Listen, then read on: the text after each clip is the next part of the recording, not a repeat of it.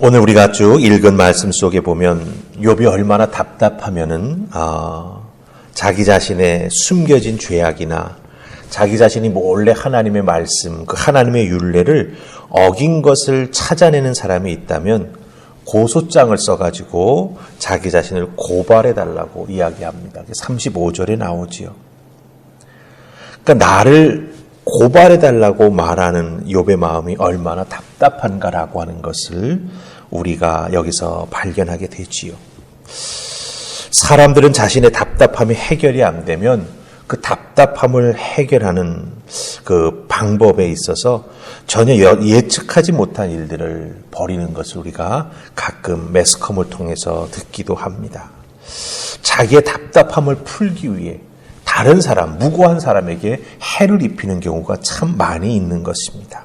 하지만 욥은 자기의 그 답답함을 해결해 나아가기 위해 누군가가 하나님 앞에 나를 좀 고소해달라고 말하는 것입니다. 그렇다고 한다면 그 고발장 가지고 하나님 앞에 나아가 나의 무죄함을 주장하고 싶다라고 그 표현하는 욥의 모습을 우리가 발견하게 된다라고 하는 거죠. 오히려 그 고소장은 욥의 무죄를 증명해 줄 수 있는 기회가 되기 때문에 제발 누군가가 나 좀 고발해달라고 욥이 외치고 있는 것입니다. 그럼 여러분들 생각해 보십시다. 정말 욥은 세상 사람들이 말하듯이 그 사람 탈탈 털면 먼지 안 나는 사람 어디 있겠나 이런 말들을 하지 않습니까? 근데 정말 욥은 하나님 앞에서 그렇게 탈탈 털어도 먼지 하나 나지 않는 그런 사람이었을까요? 오늘 말씀을 보면 욥은 정말 작은 부분까지도 우리가 살면서 간과하기 쉽고 그냥 지나치기 쉬운 작은 것까지도 하나님 앞에서 자기의 믿음을 지키면서 하나님을 믿는 자의 본분, 즉 하나님이 말씀하신 바를 그대로 실천해온 모습을 우리가 발견하게 된다라고 하는 거예요. 네. 이런 욥의 모습을 보면서 욥이 어떻게 하나님 앞에 자기의 믿음을 지키기 위해 애썼는지 우리가 다시 한번 좀 오늘 말씀 두 곳을 통해서 세밀하게 들여다보기를 원합니다. 자, 첫 번째 우리가 들여다볼 말씀은 24절, 25절입니다. 만일로 연결되는 말인데요. 24절, 25절 찾으셨죠? 같이 읽습니다. 자, 시작.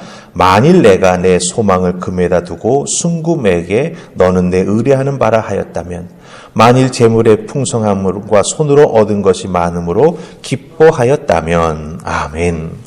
우리가 잘 알듯이 욥은 엄청난 거부였습니다. 그렇게 부자를 정말 쉽게 볼 수 있는 것이 아니지요. 그 많은 재물 굉장히 많이 갖고 편안한 삶을 살아왔었습니다. 그렇게 재물이 많다면, 그렇게 물질이 많다면 보통 그것을 가지고 살아가는 우리 인간들은요, 그 물질을 통해서 이 물질이 내 삶을 지탱해주는, 때로는 내 삶을 지켜주는 힘이 되는구나라고 하는 걸 알게 됩니다. 자기에게 돈이 많아지고 그 돈이 많아지는 과정을 통해서 얻는 것이 많아지고 누리는 것이 많아지게 되면 그 물질이 가지고 있는, 돈이 가지고 있는 힘, 파워가 무엇이라고 하는 것을 알게 되고 거기에 맞들이게 됩니다.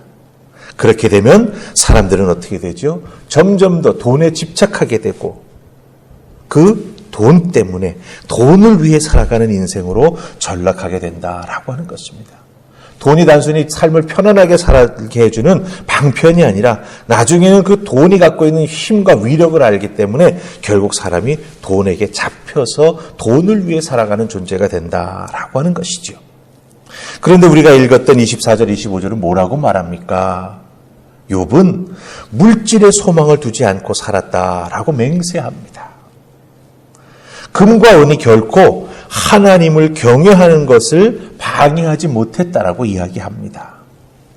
즉 하나님을 온전히 믿고 따르는 것이 욥의 가장 중요한 가치였고 자기 인생의 중요한 목적이었지, 돈을 많이 모으고 거부가 되어서 그것을 갖고 권력을 누리면서 사람들을 이래라 저래라 그렇게 취급하는 그런 인생을 자기 자신은 살지 않았다라고 여기서 말해주고 있다라고 하는 거죠. 욥의 입에서 나온 이런 고백과 그의 삶은 어디를 살펴보아도 일치했습니다. 어떻게 할 수 있을까요? 31절, 32절 보시기 바랍니다.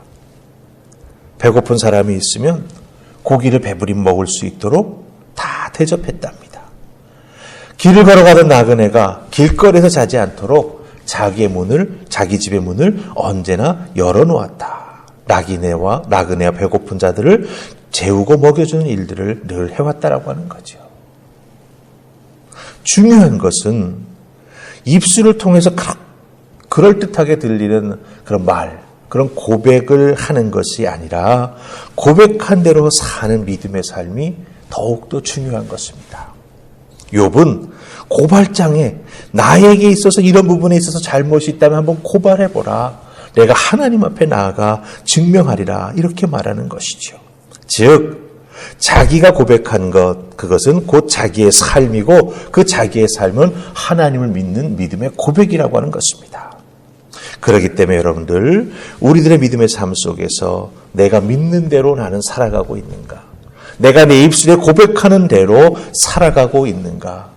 누군가에게 예수님은 이런 분이야, 교회 생활은 이런 것이야 라고 말할 때 그 말하는 대로 내가 믿고 살아가고 있는가? 우리는 돌아볼 필요가 있다라고 하는 것입니다. 내 믿는 바와 내가 살아가는 바의 모습이 일치할 때 우리는 우리들의 인생에 어렵고 힘든 시기가 닥쳐온다 할지라도 담대하게 그 고난 속에서 하나님의 이름을 부르며 하나님 앞에 나아갈 수 있는 믿음의 사람이 될 수 있다라고 하는 거죠. 왜? 내 믿음과 내 삶은 하나가 되었기 때문에. 누군가가 나를 고발해도 나는 하나님 앞에 정말 바르게 설 수 있다라고 하는 이런 믿음의 담대함이 우리에게 꼭 필요할 것입니다. 믿는 대로 사는 우리가 되십시다. 고백하는 대로 살아가는 하나님의 사람, 하늘풍 합평교회 성도님들 다 되시기를 주님의 이름으로 축복합니다. 자, 우리 또 한 구절. 욥이 정말 하나님 앞에 이렇게 고소장 제출해도 아무 문제 없는 삶을 살았을까? 두 번째 말씀은요, 26절, 27절 말씀입니다. 자, 우리 같이 읽습니다. 시작. 만일 해가 빛남과 달이 밝게 뜬 것을 보고 내 마음이 슬며시 유혹되어 내 손에 입맞추었다면. 아멘.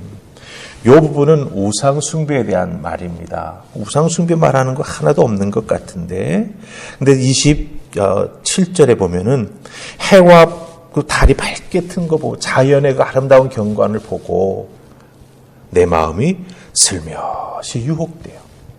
이 유혹되었다라고 하는 거는 그 장엄함에 눌리는 거예요. 그래서 내가 저걸 따라가면, 내가 저것을 믿고 뭔가를 행하면 나에게 도움을 받을 수 있겠다라고 하는 마음이 내 속에 슬며시 생겨나게 되었다. 그리고 내 손에 입맞추었다라고 하는 이 표현은 그 당시 그 중동 지역의 사람들이 우상 숭배하고 그럴 때 이렇게 입에 손등에 탁 하면서 이렇게 탁 표하는 거 있잖아요. 그런 식으로 해서 자기의 우상 숭배하는 모습을 은근히 나타냈다라고 하는 겁니다.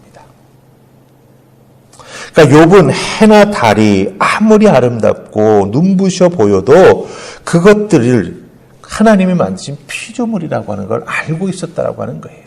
내 눈에 보기에 그 달이 뜨고 해가 착 떠오르면서 또 해가 질 때 그 멋져 보이는 경관이 결코 하나님 만드신 피조물 이상이 되지 못한다라고 하는 것을 알고 고백하고 그 믿음 가지고 살아왔다라고 하는 겁니다. 그래서 그것을 보고 감동받아가지고 내 손에 입을 맞추면서 그 신비로움에 빠져서 그것을 숭배하는 그런 잘못된 길로 들어가지 않았다라고 여기서 고백하고 있다라고 하는 것이죠.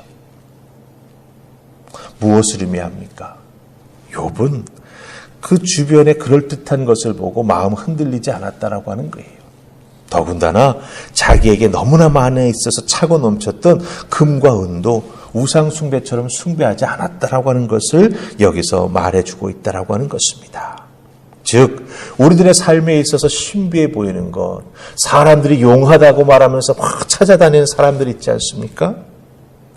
그런 것들이 결코 하나님의 자리를 취할 수 없다라고 하는 것을 욥은 여기에서 우리에게 알려주고 있습니다.